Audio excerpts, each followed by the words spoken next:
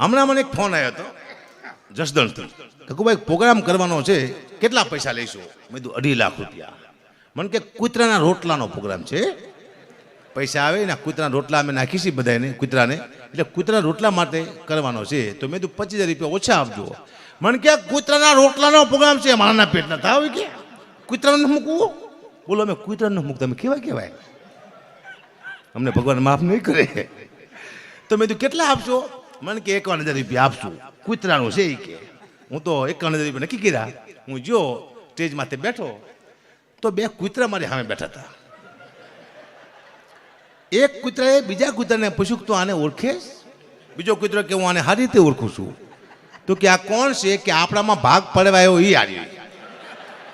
કૂતરાનું ખાઈ ગયો સાલો. પછી મને 50,000 રૂપિયા આપ્યા. પછી ખાંડ ને ઘઉં ને ચોખા ને આવું બધું ઘરે લાવ્યો ને મેં ઘરે આપ્યું. પણ 2 દી સુધી આખા ઘરના હારે બાજ્યો. એટલે મારું પરિવાર મને કે તમારો સ્વભાવ છે કૂતરા જેવો થઈ ગયો. કૂતરાનું ખાઈ ગયા. જેવું ખાવ એવો તમારો સ્વભાવ થાય. યાદ રાખજો, કોનું ખાવું એ બહુ મહત્વનું બને છે.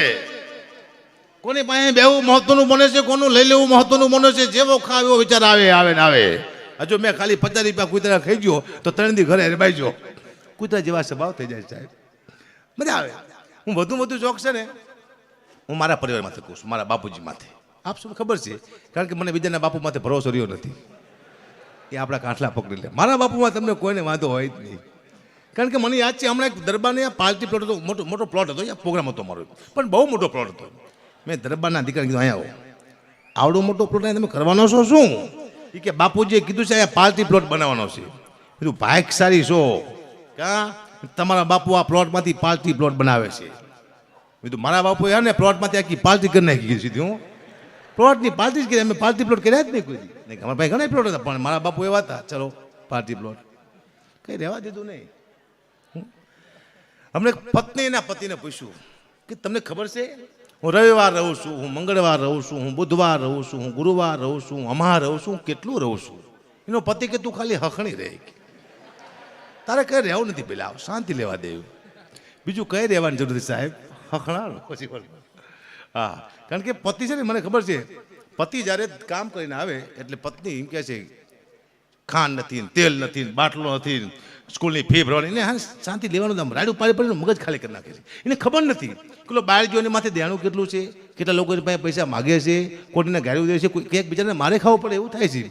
અને આવે તરત તમે ખાંડ ને ચોખાને આવું માગવા માંડો, એવું નહીં કરવાનું. શું કરવાનું? પતિ આવે એટલે કહેવાનું મજામાં, શાંતિ, તમને કોઈ માર્યા જ નથી ને? કે ના. કોઈને માર્યા? કે ના. ખાંડ લાવવાની છે, આમ માગો ખાંડ, બોલે મજા આવે છે, સીધી ખાંડ નહીં માગવાની. હમણાં અમારા દેગામ બાજુ પ્રોગ્રામ કંઈક સમસાનનું ઉદ્ઘાટન હતું. તે ધારાસભ્યનો મને બોલાયો, ગગુપા પધારો અને સમસાનનું ઉદ્ઘાટન કરવાનું છે. હું તો ગયો ને ખાસ અને રિબન કાપી નાખી. હું ઘરે આવતો રહ્યો. મહિના પછી મેં ફોન કર્યો ગામમાં, કેવું છે તમારે અહીંયા? મને કે ગગુપા તમારા હાથ બહુ સારા છે. કીધું કાં લાઈન લાગી જાય છે, એકને બાળો ને બીજું મળે, બીજાને બાળો ને ત્રીજું મળે. અમારા ઘરના હાથમાં બરકત હોય. અમારા હાથે હારા કોઈ ઉદ્ઘાટન કરાવો, કોઈ ગૌશાળાના કરાવો, મામા કંપનીના કરાવો, શમશાનના, ગામ સાફ કરી નાખશું, સારા કરાવો. ઘણા ઉદ્ઘાટન છે. એક ભાઈ હમણાં મને કે અકુબા એક પ્રોગ્રામ કરવાનો છે, તમે કેટલા પૈસા લેશો? મેં કીધું 2.5 લાખ રૂપિયા. મને કે તમે સ્ટેજ માથે ગલોટિયા ખાવાના છો? મેં કીધું નહીં. તો 2.5 લાખ રૂપિયા છે ના? મેં કીધું ભવિષ્યમાં અમારા છોકરાને ગલોટિયા ન ખાવા પડે એના.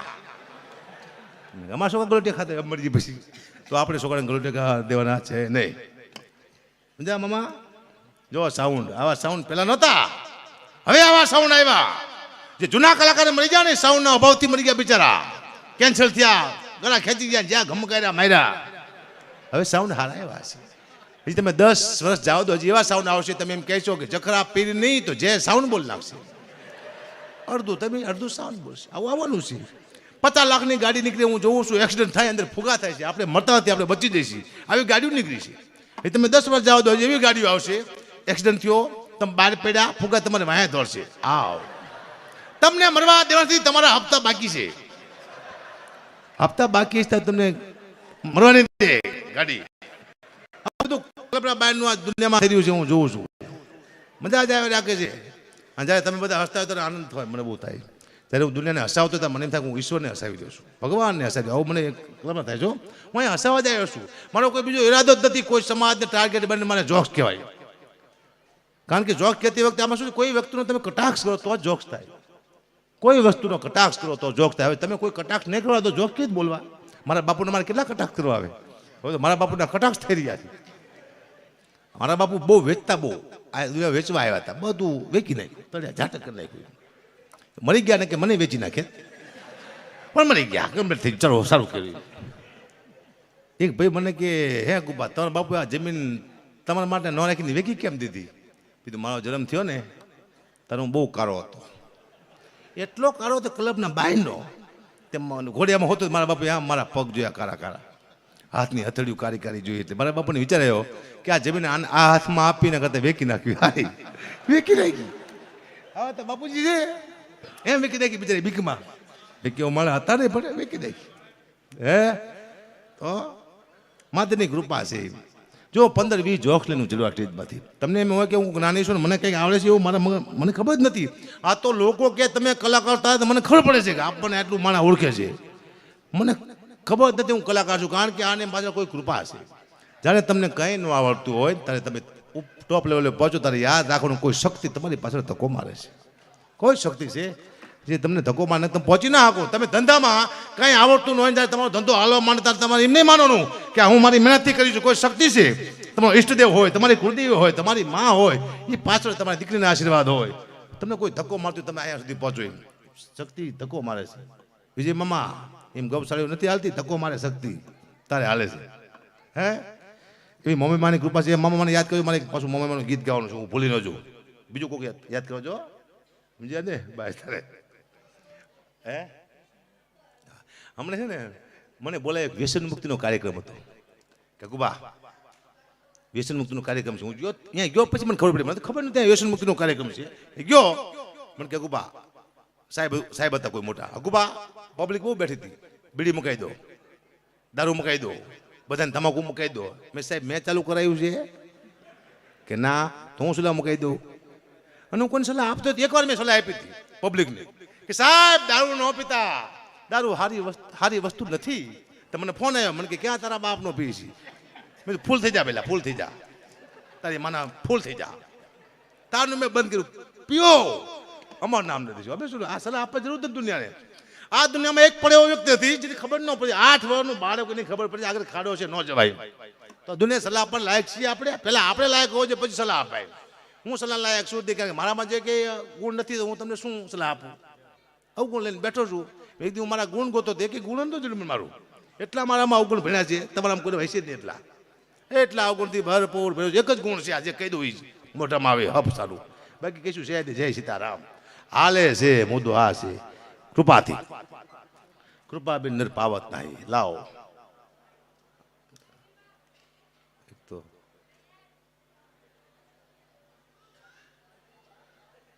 અચ્છા વાહ બોલવાનું છે જોક છે. હવે તો મારા બધા મોઢે થઈ જાય. પણ એક વાત છે, મારા જોક સાંભળવા હોય તો મને જ બોલાવવો પડે.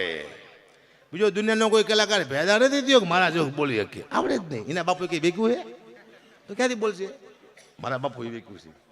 એક ભાઈ મને કહે બા તમે આવડે મોટા કલાકાર છો, તમારા બાપુ તમારા દાદા કલાકાર હતા? બધું બધા સોદાગર હતા. એ કે લે વેચ નું કરતા હતા, ના મારા દીકરા વેચ વેચી જ કરતા હતા, લીધું જ નહીં. હમણાં હરાદ આવ્યો ને, હમણાં હરાદ આવ્યા ભાદરવા મહિનામાં, તે મને કીધું દાદાનું હરાદ નાખી આવો. તે હું હરાદ નાખવા જોઈને મને વિચાર આવ્યો, ખબર છે કે દાદા હોય બાપ હોય હરાદ નાખો એટલે કાગડો થઈને ખાવા આવે. આવી મેં વાતો સાંભળી છે, તમે સાંભળી છે. હરાદ નાખવા જોઈને મને વિચાર આવ્યો કે અરે મારા દાદાને 90 વર્ષ થયા મરી જઈએ ને હજી કાગડો જઈશે, એને બીજો કઈ અવતાર મળ્યો જ નહીં હોય. કાગડાનું આયુષ્ય કેટલું? 3 વર્ષનું. મારા દાદાએ શું 30 અવતાર લીધા કાગડાના? ફરી કોઈ કાગડો બાગડો નથી કીધું, તોય મેં નાખ્યું. કાગ વાસ કર્યો ને તો 7-8 કાગડા આવ્યા. મારા દાદા એક જ હતા ને, તો બીજા 7-8 લુખા કોણે મને ખબર જ ન પડી.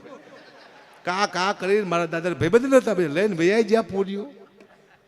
દુઃખની વાત છે પણ મારે કરવી પડે છે, કોઈ છે જ નહીં. હમણાં એક દી વિચાર આવ્યો તો મને કે ભગવાને પોઠિયાને કીધું જ્યાં દુનિયામાં કહેતો આય 3 વાર ના 1 વાર ખાય, પણ પોઠિયો નીચે આવ્યો ભૂલી ગયો. એને દુનિયાને આવીને કીધું કે 3 વાર ખાય 1 વાર ના, એટલે આપણે 3 વાર ખાઈશી 1 વાર નહીં. પણ કદાચ પોઠિયો સાચું બોલ્યો હોત કે 3 વાર ના 1 વાર ખાય તો દુનિયાની હાલત શું થાત? ખાવાનું હોત ને કોઈ નાવાનું હોત, કોઈ મહેમાન આવે, આવો નહીં લો, હું નહીં નાયો, તારી માન આવજો, પહેલી વાર તારે નાવું તો ઉપર છે, લાવો ડોલ જબજાની માથે, ખાવાનું હોત, નાવાનું હોત નકરું. પછી અન્ન ક્ષેત્ર નો હોત, હાલે અન્ન ક્ષેત્ર, સ્નાન ક્ષેત્ર હોત, મોટા તલાવ પડ્યા હોત. આ નથી કહેતા બાપુને હાલો ખાવા, એમ નહીં, હાલો નામ આખું ગામ ધૂમકા મારતા નથી. હા, પાણી એ પૈસા વાળાના ઘરે હોત સાહેબ, નાના માણસ પાણી ન હોત. કોઈ મોટો માણસ હોત મોટું નામ હોત, વિજય મામા જેવો કોઈ સુખી હોય તો નામ મોટું હોય કે ભાઈ વિજય મામાની વાત નો થાય, હાજે હો મારા નવરે પછી એકલા નાય છે. એ એટલા બધા નવરાતા હોત, પૈસા હોય પાણી હોય ને, એક ગ્લાસ પાણી, ચા ન હોતી, પાણી ફરતું જ રહે, પટ પટ પટ પટ પાણી જ હોત. એટલે આ બધું દુનિયામાં નિયમ છે બધા, સમજ્યા કે નહીં? સમજ્યા સારું છે.